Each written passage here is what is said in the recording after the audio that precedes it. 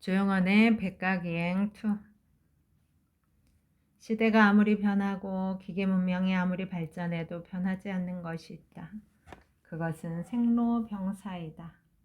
생로병사는 아무리 세월이 흘러도 변하지 않는 불변의 진리다. 문명의 발달은 생로병사의 포장지만 바꾼 것이다. 생은 나도 모르게 어머니 뱃속에서 나왔지만 그 다음에 기다리는 코스인 노병사는 그저 두려울 뿐이다. 저 고개를 어떻게 넘어가나 하는 걱정, 특히 병이 그렇다. 저녁에 이불자리 펴놓고 자다가 아침이 오기 전에 저 세상으로 가버리는 청복은 없는가. 살다가 큰 병이 남이 오면 그 다음에 어떤 행보를 보여야 한단 말인가. 통영시의 산양읍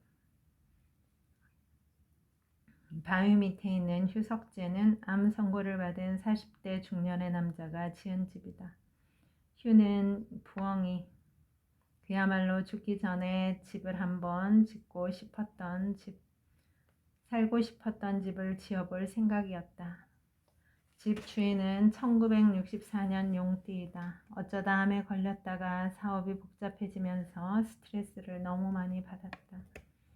43세에 위암 선고를 받았다. 집사람이 당신 살고 싶은 대로 한번 살아보라고 10년 휴가를 주었다.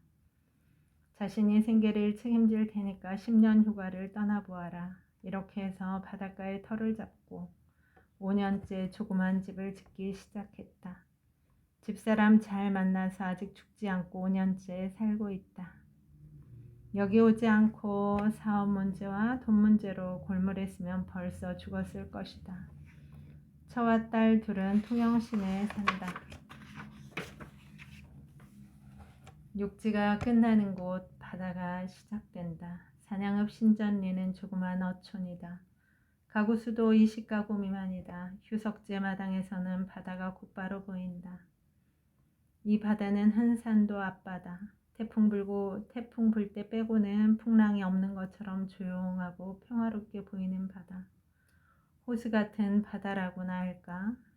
고깃배가 다니고 흰 바다 갈매기가 날아다니고 염기가 있는데도 호수에 정서를 지닌 바다가 한산 앞바다. 장점만 모여있고 단쪽은 빠진 바다임이 분명하다. 이런 지점에 주인공은 혼자서 집을 지었다. 스트레스를 받으면 푸는 방법 가운데 하나가 비범한 장소로 거처를 옮기는 것이다. 산과 바다가 그곳이다. 숲으로 둘러싸인 깊은 산으로 가는 사람이 있고 바다 옆으로 가는 사람이 있다. 머리가 복잡하고 열이 올라서 스트레스를 받은 사람은 산보다 바다가 낫지 않나 싶다. 체질, 취향에 따라 다르지만 일단 바다를 먼저 보면 열이 식는다. 처음 이 집을 짓기 시작하면서 어떤 생각을 했나. 자연을 닮고 싶었다. 자연스럽게 살지 못해서 병이 들었다는 반성을 뼈저리게 했다. 집도 자연을 닮고 나도 자연을 닮은 남자가 되고 싶었다. 집에 있는 음식 담는 그릇도 내가 직접 만든다. 손으로 흙을 빚어 아는 분의 가마에 가지고 가서 굽는다. 화분에 있는 꽃도 야생화가 많다. 야생 분경도 모두 내가 직접 만든 것이다. 시간만 나면 집 뒤에 산에 올라가서 산과 꽃과 약초와 야생화를 관찰한다. 이 집도 지은 지 5년 됐다. 하지만 다 끝난 게 아니다. 아직도 계속해서 천천히 짓고 있는 중이다. 시간 날 때마다 굴뚝 벽돌도 한 장씩 쌓아 올리고 아궁이 흙도 바르고 나 혼자 짓고 있다. 집안의 목재 가구, 기둥, 석가래, 여러 장식품도 모두 직접 만든다. 손으로 만들 수 있는 모든 생활용품은 내 손으로 직접 하나씩 작업하고 있다. 직접 만든다는 것이 엄청난 생활에 충실함을 주기 때문이다. 손으로 무언가를 만든다는 것은 존재의 쾌감이다. 손으로 하는 것 중에는 요리가 있다. 그의 말을 듣다 보니 요즘 흔한 우울증은 인간이 손을 쓰지 않아서 생기는 병이 아닌가 하는 생각이 들었다. 손을 쓰면 생각이 손으로 간다.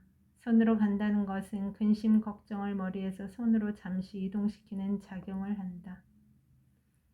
잠시라도 이 근심을 이동시킬 수 있다는 것이 어디인가. 손이 주는 공덕이라 아니할 수 없다.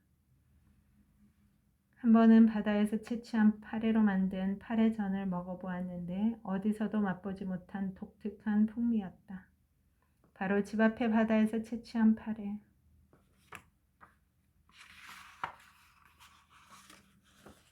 어떤 음식에 관심이 많은가? 예를 들면 젓갈류이다. 젓갈은 3년 묵은 소금으로 담가야만 제맛이 난다. 그 3년 동안 간수가 빠지는 것이다. 간수가 빠지지 않는 소금을 쓰면 제맛이 안 난다. 간수가 빠진다는 것은 독성이 빠진다는 말이다. 인간도 이처럼 세월의 발효가 있어야만 독성이 빠진다. 멸치젓, 갈치젓, 호래기 젓갈을 담는다. 해풍이 어느 정도 있어야만 맛이 든다. 공기도 좋아야 한다. 휴석제 뒤에는 산이 있다. 숲에서 좋은 에너지가 나온다. 이런 조건이 맞아 떨어지면 음식과 젓갈에 맛이 들어간다. 멸치젓은 어떻게 담그는가? 멸치젓에도 봄에 담그는 봄젓이 있고 이것이 봄멸이라고 부른다. 그 다음에는 가을젓을 담는다. 통영산 멸치를 사용한다. 젓갈은 냉장고가 나오기 전에 부자들이 먹는 음식이었다. 여름에 상하지 않는 음식이었기 때문이다. 만석군의 집의 여름밥상에는 젓갈이 10가지 이상 나왔다고 한다. 여름 입맛 돋우는 데는 젓갈이 최고였던 것이다. 다른 음식은 여름에 상한다.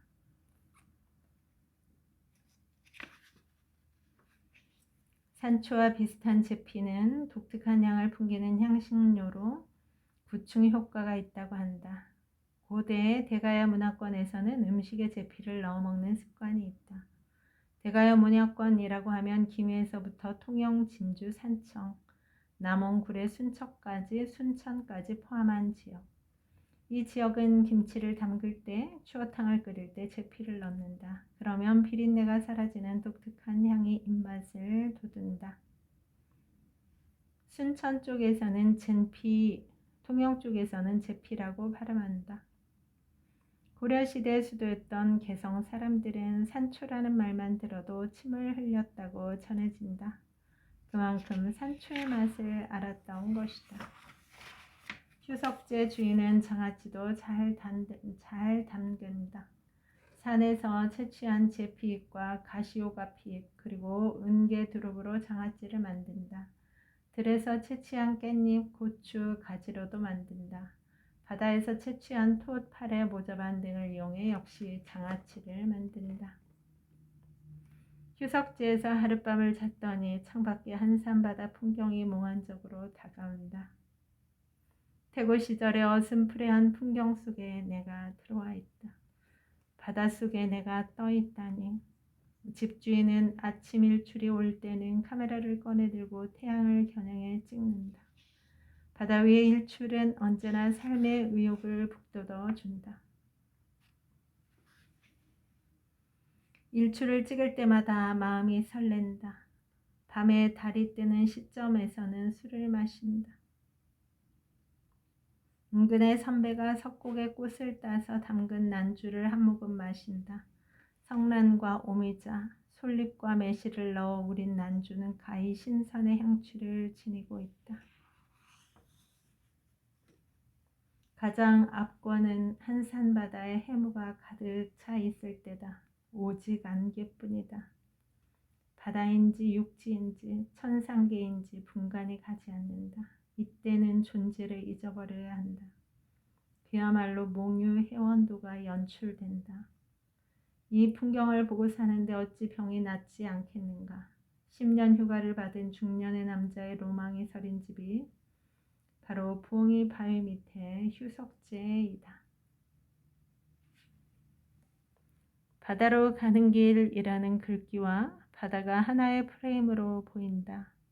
휴석제, 바다로 가는 길 등 모든 현판은 직접 깎아 만들었다.